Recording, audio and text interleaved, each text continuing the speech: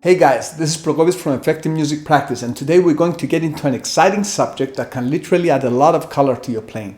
We will look at how we can use chromatic approach notes to spice up our solos and create interesting improvised melodies. By the way, for some free SFS training, use the link below to grab my free course called SFS Repo Secrets. So let's get started.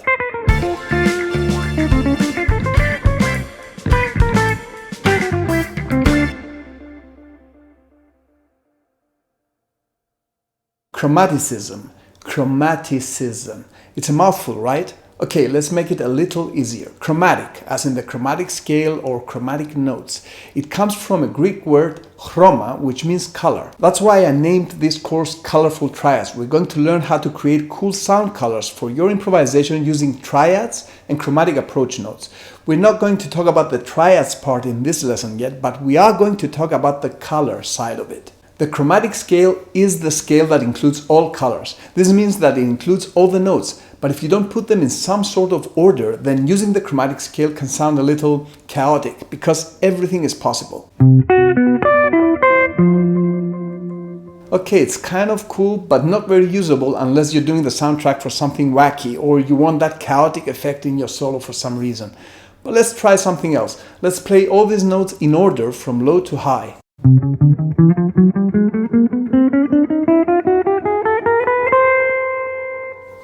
Kind of cool, right? But still, it sounds like an exercise. Using the chromatic scale musically on its own can be a real challenge, but that doesn't mean it's not usable. It just means that when you use it, you need to combine it with other, more stable and clear melodic structures so that it makes sense. In music, that's how you create true freedom.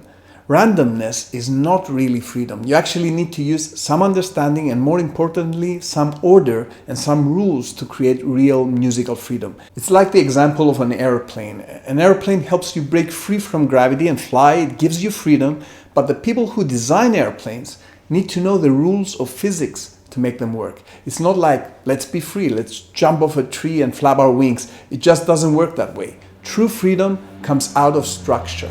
So in the same manner, just saying play the chromatic scale and mix it up to improvise doesn't help much. But there are ways to use it very creatively by following some simple rules that help the chromatic scale sound great. The good news is that learning these rules is easy and a lot of fun if you do it the right way. And that's what we always try to do here at EMP. We find ways to enjoy our practice and be effective at the same time. Right now, I will teach you two main keys that allow us to use chromatic notes effectively, and today we will immediately begin to work on the first one. The main two keys that we need to use to make chromaticism sound musical are: number one, chord tone targeting, and number two, rhythmic control, which is actually very much related to chord tone targeting. I don't like to get into too much theory, so let's get straight into the musical side of this. We'll start with chord tone targeting. Chord tone targeting simply means coloring the notes which belong to the current chord in the song using other notes that don't belong to this chord. Let's say I want to color the note A.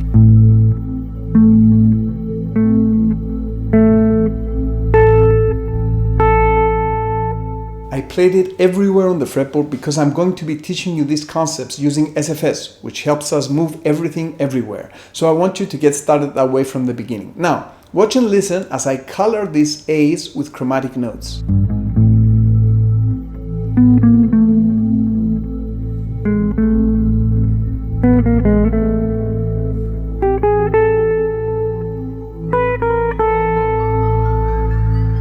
Did you see what I just did? I approached my target note with its surrounding notes. I didn't worry if these surrounding notes belonged to the background chord or the key of the song or the correct scale or whatever. I just used the chromatic notes around my target note. But the result still made musical sense because I landed on that stable note that fits with the background harmony. That's chord tone targeting. We target chord tones with surrounding chromatic notes. When we use chromatic notes in this way, we call them chromatic approach notes. Let me give you a few examples of different chromatic approach note configurations. Then you can go to the next video where we can start practicing this together, and I will take you through playing a number of these approaches for yourself. By the way, if you're watching this on YouTube, then you can expect the subsequent videos in the next few days. To make sure that you get notified, just subscribe and turn on notifications. So here we go, one chromatic approach note from below.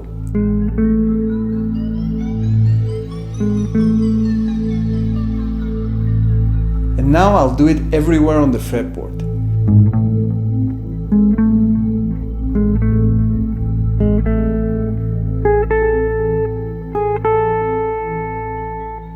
Here's another example, two chromatic approach notes from above.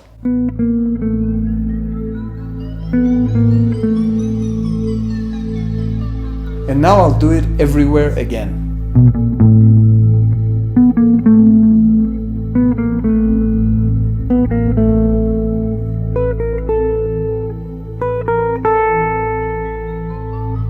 There are actually many chromatic approach configurations, and we'll go through a number of them in this course, each one giving you different coloring opportunities for your solos. The result is that this technique will breathe new life into your improvisation.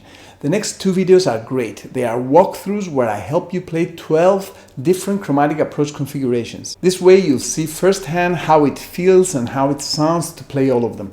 It's like a tour through cool new sounds. For now, make sure to review what we talked about here, and when you're ready, join me and have fun playing these sounds for yourself in the next video. Hey guys, this video is from my new course called SFS Colorful Triads. I will post the next video in this series here in a couple of days. If you're a subscriber in the EMP Practice Partner subscription, then you already have access to all the lessons I have already finished. If you're not a subscriber, then I invite you to get my free mini course called SFS Fretboard Secrets, in which you will learn cool new ways to jump around the fretboard and improve your guitar improvisation skills. There should be a link for it somewhere below this video. Thanks for watching. This is Prokopis from EMP, and as I always say, enjoy your practice and be effective.